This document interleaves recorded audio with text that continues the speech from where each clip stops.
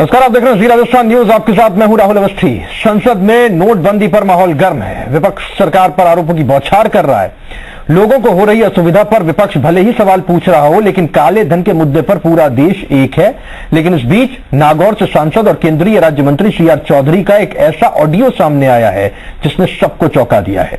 इस ऑडियो में बीजेपी ने जहां इस मामले को गंभीर माना है, लेकिन कुछ कहने से बीजेपी बच रही है। दूसरी ओर कांग्रेस के हाथ में एक बैठे बिठाए बड़ा मुद्दा लग गया है।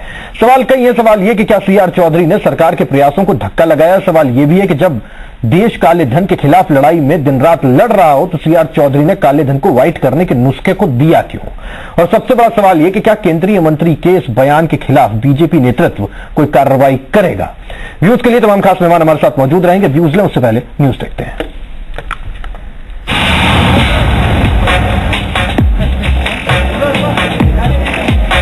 लोग प्रधानमंत्री की अपील के बाद देश हित में कतारों में खड़े हैं।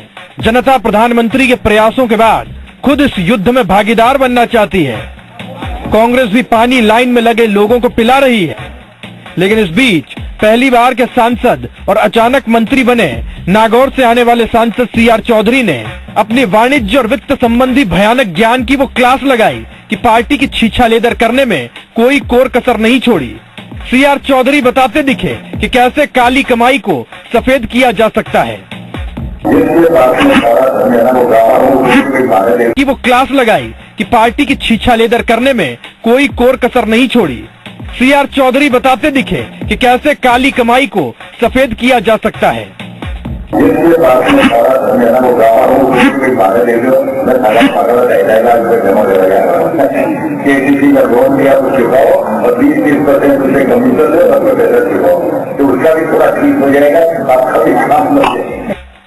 जाहिर है ये वो बयान है जिससे कांग्रेस के हाथ बैठे बिठाए एक ऐसा हथियार आया है जिसे जहां भी चलाओ बीजेपी को जख्म मिलना तय है। और रही बात CR चौधरी जी की, तो उन्होंने जिस प्रकार से नरेंद्र मोदी जी एक तरफ से दावा करे हम काले धन को साफ करने के लिए काम कर रहे हैं और कारपेट बॉम्बिंग कर दी उन्होंने सर्जिकल स्ट्राइक की जगह, जिससे कि पूरी भारत की जनता प्रभावित हुई है। उसमें उन्हीं के एक सांसद द्वारा ये दावा किया जाना और ये कहा जाना किसानों से कि आपको कोई काला धन दे तो उसको लेकर के 20-30% काट करके उससे सफेद कर लो और फायदा कमा लो, मुनाफा ले लो। इस बात का परिचय है कि भारतीय जनता पार्टी अच्छे से जानती है काले को सफेद कैसे करना है। और ये सारी कवायद सिर्फ और सिर्फ उत्तर प्रदेश चुनावों को या आगामी समय में होने वाले चुनावों के मद्देनजर की गई थी। लेकिन जी राजस्थान न्यूज से बात करते हुए बीजेपी प्रदेश अध्यक्ष जहां अनुशासनहीनता के खिलाफ सख्त दिखाई दिए, वहीं बीसू का अध्यक्ष दिगंबर सिंह भी अनुशासन की सीख देते दिखाई दिए। ये बहुत अच्छा, बहुत सही और सटीक फैसला है। ये बात सही है कि शुरू में जनता को परेशानी हो रही है। माननीय प्रधानमंत्री जी ने उन्होंने कहा कि इंदिरा जी ने, कांग्रेस ने 19 महीने जेल इस देश को बना दिया। मैं केवल 50 दिन मांग रहा हूं और मैं समझता हूं कि महीने 1.5 महीने के अंदर ये सारी जो छोटी मोटी कमियां हैं ये दूर हो जाएंगी। एक तरफ जहां सरकार से नोटबंदी के फैसले पर राज्यसभा में विपक्ष एक के बाद एक सवालों की बौछार कर रहा है, वहीं दूसरी तरफ केंद्रीय उपभोक्ता राज्य मंत्री का यह बयान कि काले धन को कैसे सफेद किया जाए सरकार की तमाम कोशिशों को पलीता लगा रहा है। यकीनन बीजेपी के लिए जरूरी है कि वो अपने भीतर शक्ति दिखाए, नहीं तो कहीं देर ना हो जाए। ब्यूरो रिपोर्ट, जी मीडिया। मछली व्यूज के लिए तमाम खास मेहमान हमारे साथ जुड़े हुए हैं। हमारे साथ ओम सैनी जी, वरिष्ठ पत्रकार जुड़े रहेंगे। सैनी सर, आपका बहुत स्वागत है। गिरिराज गर्ग साहब कांग्रेस से हमारे साथ जुड़े हुए। गिरिराज जी, मैं आपका स्वागत करता हूं। बीजेपी से मुझे भी इंतजार है कि कोई आए हमसे बात करने के लिए और उम्मीद है कि जल्दी बीजेपी की तरफ से प्रतिनिधि हमारे साथ होंगे। ओम सर, सबसे पहले मैं आप ही के पास आ रहा हूं। ये क्या कर रहे हैं चौधरी साहब? ये तो मटिया पलेट कर दी जो कहा, हालांकि अभी तक उनकी तरफ से बयान नहीं है, उन्होंने पुष्टि नहीं की कि साहब ये मेरी आवाज है या नहीं है, लेकिन अगर है तब तो ऐसी तैसी हो गई। देखिए राहुल, इनके बड़ा मुझे लगता है कि समन्वय नहीं है। जो कुछ सरकार का फैसला है, सरकार की जो नीति है, सरकार का जो सोच है, प्रधानमंत्री का जो ख्याल है, उसकी ठीक विपरीत तरह की बात कहना, इसका मतलब ये है कि संवादहीनता है कहीं पर। और शायद शायद प्रदेश का जो संगठन है उसका नेतृत्व भी इन सब बातों के लिए किसी को पाबंद करने के लिए, लेकिन केंद्रीय मंत्री को कौन पाबंद करेगा? केंद्रीय मंत्री अगर इस तरह की भाषा बोल रहे हैं तो इस तरीके से तो सीधा सीधा सामान्य जन को एक संदेह उत्पन्न होगा कि ये तो निश्चित रूप से हम ब्लैक से व्हाइट कैसे कर सकते हैं। इसका नुकसान जो बताया है तो मेरा ख्याल है कि ये अनुशासन का तो मामला है ही, क्योंकि बाकी चीजें अलग है जिनके बारे में हम क्या चर्चा करें, लेकिन जब केंद्रीय मंत्री ऐसी बात कहते हैं तो लगता है कि निश्चित रूप से कहीं से कुछ काला धन है उसको सफेद बनाने का रास्ता दिखा रहे हैं। इसका मतलब कहीं दबा होगा काला धन, वरना किसान के पास में कहाँ काला धन है और मजदूर के पास में कहाँ काला धन है। वो तो किसी तरीके से अपने 2 वक्त की रोटी कमाता है, उसी में अपना गुजारा करता है। किसानों को ये बता रहे थे इस ऑडियो में, मैं थोड़ा सा क्लियर कर दूं, वो ऑडियो में दरअसल ये बता रहे हैं सनी सर कि अगर किसी के पास काला धन है तो आप वो ले लीजिए, 2.5 लाख रुपए अपने अकाउंट में जमा करवाइए और उसके बाद में उससे अपना कमीशन लेकर के वो पैसा उनको वापस दे दीजिए। ये वो सुझा रहे हैं। यानी ये दूसरा और भारी षड्यंत्र करने की सलाह दे रहे हैं। यानी जो काला धन के जो मालिक बने बैठे हैं उनसे सहयोग करने की बात कर रहे हैं, उनको आमंत्रित कर रहे हैं और अपने किसान भाइयों से कह रहे हैं कि तुम ऐसा कर लो और उसके बाद में कोई प्रॉब्लम नहीं है। इसका मतलब कई लोगों को समझा रहे हैं वो, तो अपने आप में बहुत बड़ा अपराध है ये। तो इस अपराध के बारे में मेरा ख्याल है कि इनके आला कमान को सोचना चाहिए, साथ साथ में यहाँ का जो राजस्थान की संगठन है उसको भी कुछ कहना चाहिए, देखना चाहिए हो क्या रहा है। गिरिराज जी, इतना बड़ा बयान आ गया, आपकी पार्टी की क्या प्रतिक्रिया है? कि बयान में नहीं, बयान ज्यादा सटीक नहीं होगा, ये कहेंगे कि ऑडियो सामने आया, उस ऑडियो को लेकर के मैं जानना चाहता हूं गिरिराज जी आपकी पार्टी की प्रतिक्रिया क्या? बयान नहीं है ये।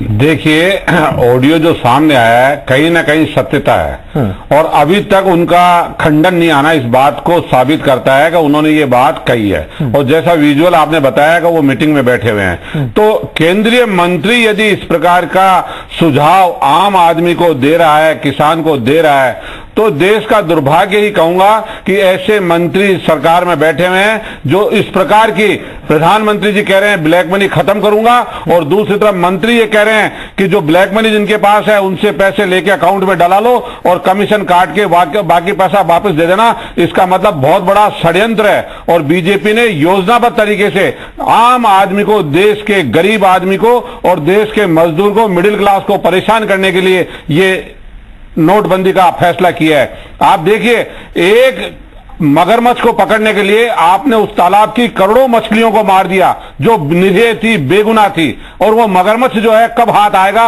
अभी इसकी कल्पना नहीं है। इसी प्रकार से एक मूर्ख डॉक्टर था जिसने ऑपरेशन थिएटर के अंदर मरीज को लिटा के उसकी चीरफाड़ कर दी, जबकि ऑपरेशन के सारे इंस्ट्रूमेंट थे ही नहीं उसके पास। अगर आपने करेंसी का इंतजाम नहीं किया, 86% करेंसी देश के अंदर 500 और 1000 के नोटों की थी, मात्र 14% करेंसी जो थी वो 100, 50, 20 और 10 के नोटों की थी। मुद्दा ही नहीं गिरिराज, मुद्दा ये कि एक मंत्री की तरफ से ऐसा बयान आ गया, वो तो क्या है क्या नहीं है वो देश की जनता तय कर रही है। निश्चित रूप से ये पूरी भारतीय जनता पार्टी के एक मंत्री नहीं है ना, मुद्दा ये मंत्री जी ऐसा क्या, एक मंत्री नहीं है, ये मंत्री एक नहीं है, कई लोग ऐसे होंगे जो इस प्रकार के काम में लगे हुए होंगे। प्रधानमंत्री जी की नीयत क्या है ये मंत्री अच्छी तरह बता रहे हैं कि उन्होंने इनको डायरेक्शन दिए होंगे कि आप अपने कॉन्स्टिट्यूंसी में, अपने इलाकों में जाके इस तरह का काम करो ताकि काले धन वाले को भी रिलीफ मिल जाए। नहीं ऐसा ये अतिशयोक्ति हो जाएगी अगर ये बोले कि प्रधानमंत्री ने डायरेक्शन दिए।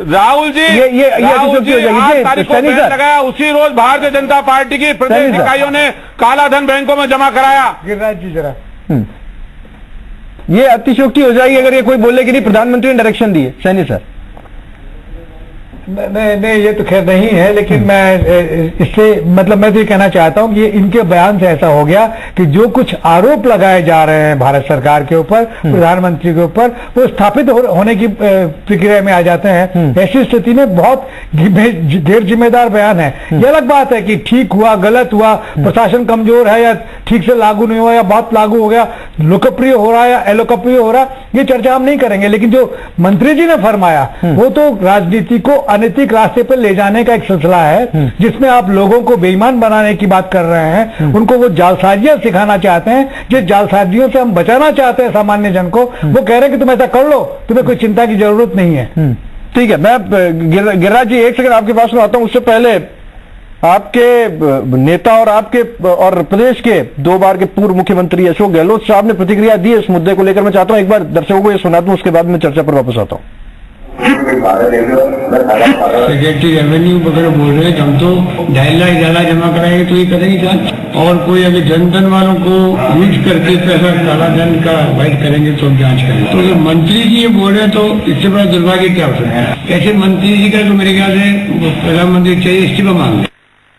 ये हुई काम की बात जो गहलोत साहब कह रहे थे। गिरिराज जी, ये हुई काम की बात। गहलोत जी ने बिल्कुल सटीक कहा कि साहब अगर मंत्री ऐसा कह रहे हैं, अगर ऐसा कर रहे हैं तो प्रधानमंत्री को फिर इस्तीफा मांगना चाहिए। यह है नैतिकता का तकाजा।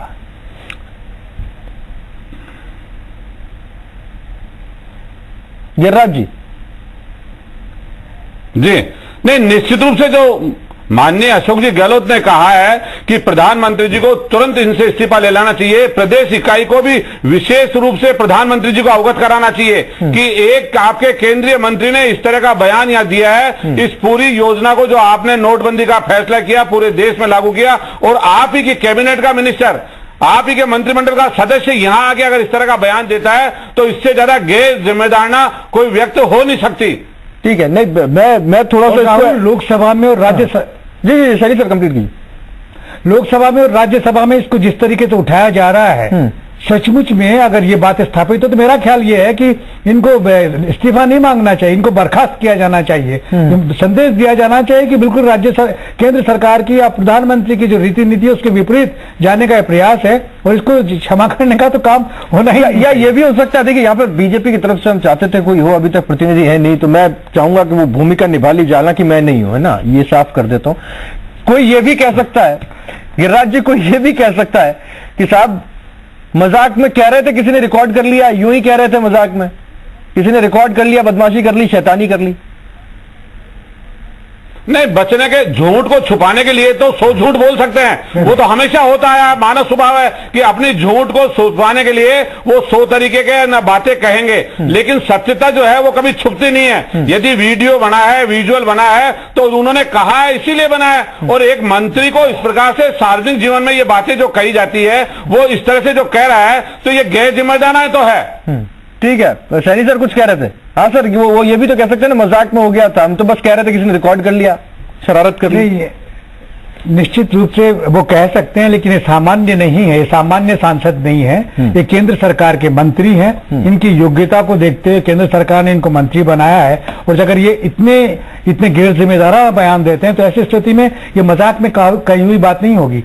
केंद्र सरकार की जो नीति है, जो रीति नीति है, जो फैसला है, उस फैसले को आप मजाक में इस तरीके से बोल सकते हैं तो आश्चर्यजनक बात है। ऐसी स्थिति में मैं सर दिन में ये ऑडियो सामने, आपको लगता है अब तक जवाब तलब हो गया होगा, केंद्र से पूछ लिया गया होगा, या फिर प्रदेश सरकार की तरफ से, प्रदेश नेतृत्व की तरफ से पूछ लिया गया होगा? निश्चित रूप से तत्काल ये सारी बातें गई होंगी, और अब तक खामोशी का मतलब क्या है समझ में नहीं। मेरे को लगता है कि शायद कोई पॉलिटिकल कॉन्सिक्वेंसेस को लेकर सोचा जा रहा है कि इनके साथ में कोई अगर एक्शन पे किया जाता है तो इसका प्रभाव क्या पड़ेगा। तो ये मेरा ख्याल है कि प्रदेश संगठन तो ये सोच रहा होगा, और आला कमान पता नहीं क्या सोच रहा है, समझ में नहीं आता है। अन्यथा इस गैर जिम्मेदाराना बयान के लिए, इस तरह की बात कहने के लिए इनको दंडित किया जाना चाहिए, इसमें तो कोई शक नहीं है। जी, मैं तो ये कह रहा हूं गिरिराज जी, जब पूरा देश ऐसे मामले पर लड़ाई एक मोर्चे पर लड़ रहा हो काले धन के खिलाफ, और आपके भी तमाम नेताओं ने कहा कि सब काले धन के मुद्दे पर कोई समझौता नहीं है ना, आप भी पानी पिला रहे हैं ना लोगों को, आप क्या उसी मांग के साथ है, कांग्रेस उसी मांग के साथ है कि इस्तीफे की मांग या फिर बर्खास्त करने की मांग है? नहीं, बिल्कुल बर्खास्त किया जाना चाहिए ऐसे व्यक्ति को, ऐसे गैर जिम्मेदार केंद्रीय मंत्री को मंत्रिमंडल में रहने का अधिकार ही नहीं है। तो इस तरह से वहां संविधान के जो मंत्री बनते हैं, सांसद को भी नहीं कर। गिरिराज जी, आगे मुकेश दादी साहब भी हमारे साथ जुड़ गए। मुकेश दादी साहब का इंतजार था। दादी साहब, आपका बहुत स्वागत है।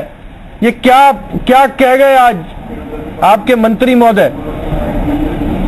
क्या सफाई है बीजेपी की, और क्या अभी तक आपके पास जानकारी आई है कि साहब क्या उनने कहा है, अगर सवाल भी तो पूछे गए तो? दादी साहब। राहुल जी दोपहर बाद में जिस प्रकार की घटनाक्रम चला, उसमें जो जानकारी आई है, उसके बाद में माननीय अध्यक्ष ने उनसे बात की है और उनसे जवाब तलब किया जा रहा है। मैं समझता हूं कि सारी स्थिति क्लियर होने के बाद में इसमें उचित निर्णय होगा, और उचित निर्णय का इंतजार कीजिए। क्लियर तो ठीक है, आप जांच के जरिए करवाएंगे ना, पर उनकी तो प्रतिक्रिया आई होगी, मैंने कहा है या नहीं कहा है। हाँ या ना में कोई जवाब आया होगा, वो क्या है? नहीं, मेरा कहना है ना कि उनके अध्यक्ष जी से बात हुई है, वो व्यक्तिगत मिलकर के उनसे बातचीत करेंगे। उनको जो विषय उनको जिस प्रकार की बातें निकल के आए, ऑडियो के माध्यम से आई है, वो सारा व्यक्तिगत क्लियर उनको वो मिलकर के करने की बात उनकी हुई है। ठीक है मुकेश जी, मुझे एक चीज बताइए, मैं आपसे सीधा सवाल पूछ रहा हूँ। प्रधानमंत्री हर मोर्चे पर काले धन के खिलाफ लड़ाई लड़ रहे हैं, देश से आपको सहयोग मिल रहा है, कोई दो राय नहीं है। ऐसे में उन्हीं की कैबिनेट का, उन्हीं मिनिस्टर ऑफ स्टेट एक ऐसा बयान देता है, हमारे प्रदेश से आने वाला बयान नहीं, मैं फिर से कहूंगा बयान नहीं, एक ऑडियो क्लिप ऐसा सामने आता है। उसके बाद में अगर यह सही है तो क्या आपकी पार्टी, आपका प्रदेश नेतृत्व इसका खंडन करता है, इसकी भर्त्सना करता है सही शब्द के साथ? देखिए, मैंने कहा ना, राहुल जी, मैंने कहा ना, ऑडियो क्लिप आई है, ऑडियो क्लिप की विश्वसनीयता कितनी है, वास्तव में उनकी आवाज है कि नहीं है, ये सारा यक्ष प्रश्न खड़ा है। और पूरे भारतीय जनता पार्टी, केवल राजस्थान नहीं, पूरे हिंदुस्तान की पार्टी माननीय मोदी जी के निर्णय के साथ खड़ी है, क्योंकि पार्टी का स्टैंड क्लियर है कि हम काले धन के खिलाफ, आतंकवाद के खिलाफ, भ्रष्टाचार के खिलाफ। मैंने फिर से कहा, अगर ये सत्य है और अगर ये असत्य होता ना, पार्टी के कार्यकर्ता, मुकेश दादी साहब, अगर ये असत्य होता तो मैं जानता हूं कि आप सब लोग इतनी देर में इसका खंडन 1000 तरीके से कर चुके होते, सड़कें खोद देते हैं। अभी कुछ ना कुछ बात ऐसी है, इसलिए आप लोग सोच रहे हैं ना। अगर मैं फिर भी कह रहा हूं, मैं बेनिफिट ऑफ डाउट देता हूं, अगर ये सत्य है, अगर ये सत्य है तो क्या कार्रवाई होनी चाहिए? मुकेश जी, आप बता दीजिए, आप तो अनुशासित सिपाही है ना पार्टी के, आप बता दीजिए क्या कार्रवाई होनी चाहिए अगर ये सत्य है? राहुल जी, मैंने कहा ना, नहीं बोले, सत्य असत्य का फैसला केंद्रीय नेतृत्व और राष्ट्रीय नेतृत्व के विषय ध्यान में आएगा, उनके लेवल का है, और वो इसमें तुरंत फैसला आपके सामने आ जाएगा, चिंता करने की जरूरत ही नहीं है। मेरा कहना है कि भारतीय जनता पार्टी राजस्थान से लेकर के भारतीय जनता पार्टी की पूरा केंद्रीय नेतृत्व, पूरी पार्टी का सामान्य से कार्यकर्ता से लेकर के और राष्ट्रीय। अच्छा, मुकेश दादी साहब, आपने सुना है क्या जो ऑडियो सामने है? खड़ा जगह जगह, मुकेश दादी साहब, आपने सुना है क्या जो ऑडियो सामने है?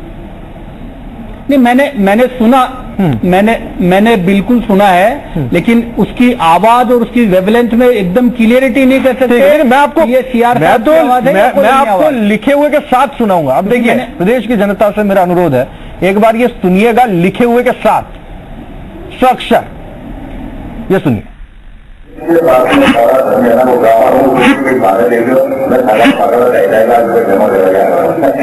किसी का लोन दिया तो चुकाओ और 20-30% उसे कमीशन दो और पैसा चुकाओ, तो उसका भी थोड़ा ठीक हो जाएगा, आपका भी काम हो जाएगा।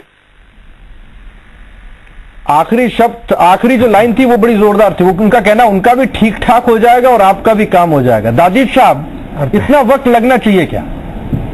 एक ऐसी पार्टी जो अपने आप को सबसे अनुशासित पार्टी कहती हो, एक ऐसी पार्टी जो अपने आप को पार्टी विद डिफरेंस कहती हो, एक ऐसी पार्टी जो काले धन के खिलाफ इतनी बड़ी लड़ाई लड़ रही हो, उसका एक मंत्री ऐसा बयान दे दे, उसके बाद में आप कहेंगे होगा, राहुल जी करेंगे। नहीं, मैंने बिल्कुल नहीं कहा। मैंने कहा कि इस ऑडियो क्लिपिंग की बिल्कुल जांच होनी चाहिए, वास्तव में सही है कि नहीं है, और जब तक उनसे पूरी बात क्लियर नहीं हो जाती तब तक किसी विषय का फैसला, अगर कोई ऐसा हुआ है तो निश्चित रूप से आप निश्चिंत रहिए, भारतीय जनता पार्टी का नेतृत्व है, कहीं कमजोर नहीं है किसी भी मायने में। ठीक है, सैनी सर, मुझे बताइए, इतना वक्त लगता है कि जवाब लेने में? केवल क्लिपिंग आ जाने के कारण से तुरंत प्रतिक्रिया में तो कोई निर्णय तो नहीं कर सकते ना, प्रतिक्रिया में तो राहुल जी कोई निर्णय नहीं हो सकता ना। नहीं, ठीक है सैनी सर, इतना वक्त लगता है कि दूर संचार क्रांति के इस युग में जवाब लेने में?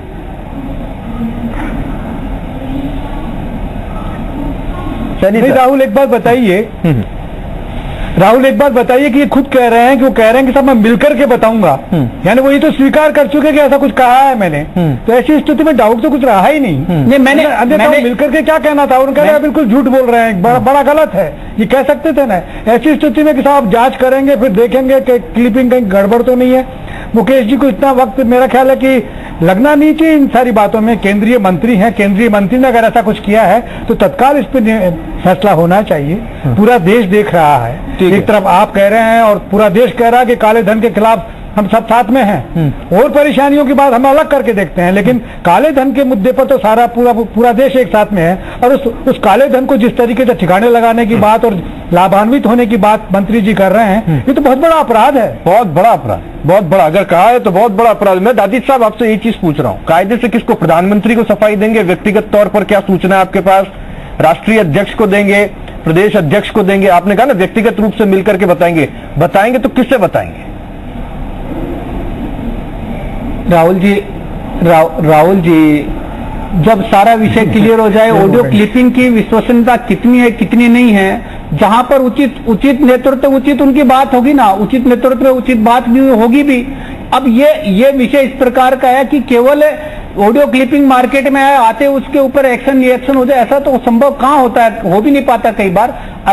अगर बात सत्य है तो निश्चित रूप से उसमें प्रदेश नेतृत्व और राष्ट्रीय नेतृत्व निर्णय करता है। नहीं दादी साहब, हम आपसे यही तो अगर मगर की स्पष्टीकरण चाह रहे हैं, हुआ है या नहीं हुआ, ये स्पष्टीकरण दे दे, बात खत्म हो जाए। आगे बात तब बढ़ेगी ना। आप लोग ये कहते हैं नहीं ये तो गलत है बिल्कुल, ये ऑडियो उनकी है ही नहीं, तो फिर बात खत्म।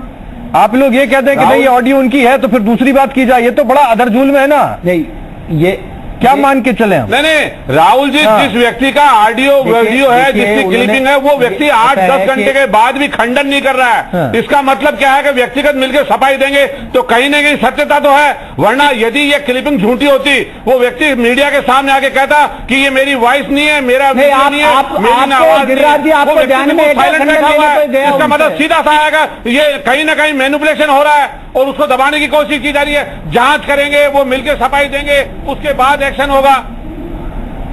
क्या है गिरिराज जी, ये होगा वो होगा, कब होगा, क्या होगा?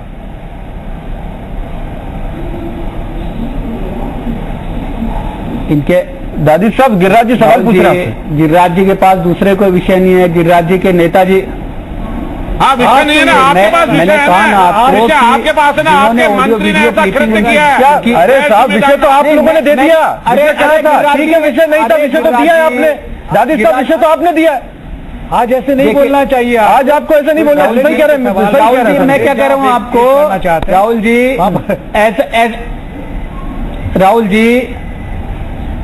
राहुल जी मीडिया के सामने विषय आया, मीडिया उनको खुद व्यक्तिगत, ऐसा तो है नहीं कि कहीं बिल में जाकर के छुप गए सीआर साहब, है ना। सीआर साहब सबके बीच में, अगर आपको लगता है उन्हीं की क्लिपिंग लीजिए ना, उनका बयान। मेरा मानना पार्टी के प्रसंग ज्ञान में विषय है, उसके बाद में अध्यक्ष जी उनसे बात करेंगे। मैं तो कह रहा हूँ ना दादी साहब, इसका सबसे अच्छा तरीका है एक प्रेस कॉन्फ्रेंस बुला लें। हम तो मीडिया वाले तैयार बैठे रहते हैं आधी रोटी पे दाल लेके। आप बुलाओ ना प्रेस कॉन्फ्रेंस, हम आते उनसे जवाब तलब कर लेंगे, वहीं पर सवाल पूछ लेंगे। क्यों अभी तक कोई प्रेस कॉन्फ्रेंस नहीं हुई, क्यों नहीं कोई सफाई दी गई? ये आप खुद भी, राहुल जी, आप खुद भी इस बात को बिल्कुल ये नहीं कह पा रहे हो कि ये बयान या ये ऑडियो क्लिपिंग या ये जो वक्तव्य है ये सीआर साहब का ही है। ये आप हम इस ऑडियो की पुष्टि नहीं कर रहे हैं, लेकिन ये बयान है। ये बयान रहेगा तब तक उनका, जब तक वो ये नहीं कहेंगे कि ये मेरा बयान नहीं है। ये चीज जान लीजिए, बात को ऐसे वैसे घुमाने की जरूरत नहीं है दादी साहब। ये बयान तब तक उनका रहेगा जब तक वो ये नहीं कहते कि ये बयान मेरा नहीं है। इसको थोड़ा समझने की कोशिश कीजिए। बिल्कुल, मैं कहीं कोई अब आप हमारी विश्वसनीयता पे सवाल उठा लीजिए। आप कह लीजिए नहीं साहब हम गलत दिखा रहे हैं, जब तक सारी बात है।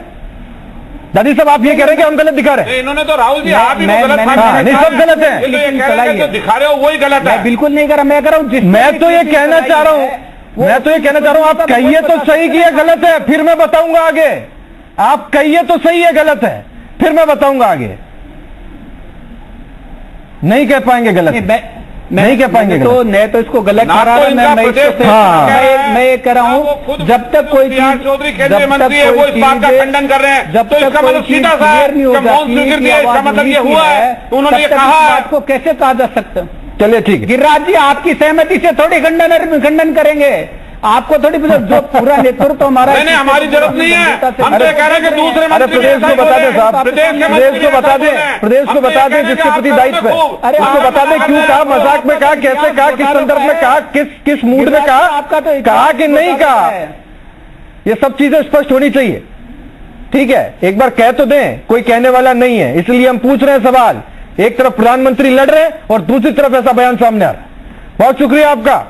बहुत मंथन की जरूरत है और सवाल पूछने की जरूरत है। सवाल हम नहीं, आपकी पार्टी को उनसे पूछना चाहिए, उन्हें बचाना नहीं चाहिए, उनसे सवाल पूछने चाहिए। दादी साहब बहुत शुक्रिया आपका आने के लिए। सैनी सर आपका बहुत शुक्रिया आने के लिए। गिरिराज जी आपका बहुत शुक्रिया आने के लिए। इस कार्यक्रम में आज हमने सवाल सीधे सीधे रखने की कोशिश की है। जब प्रधानमंत्री काले धन के खिलाफ पूरे देश में इतना बड़ा युद्ध लड़ रहे हो और पूरे देश का नागरिक उसमें एक सैनिक की भूमिका में हो, अपनी तरफ से उसमें भागीदारी सुनिश्चित कर रहा हो। ऐसे में केंद्रीय मंत्री का ऐसा बयान सामने आना या ऐसा ऑडियो क्लिप सामने आना देश के लिए कितना शर्मनाक है, और उनका ये सुझाना कि कैसे ब्लैक को आप व्हाइट कर सकते हैं, बहुत चिंताजनक बात है। स्पष्टीकरण देना होगा और सवाल इनसे पूछे जाएंगे। आज न्यूज एंड व्यूज में इतना ही। आप देखते रहिए जी राजस्थान न्यूज, प्रदेश का नंबर 1 न्यूज चैनल।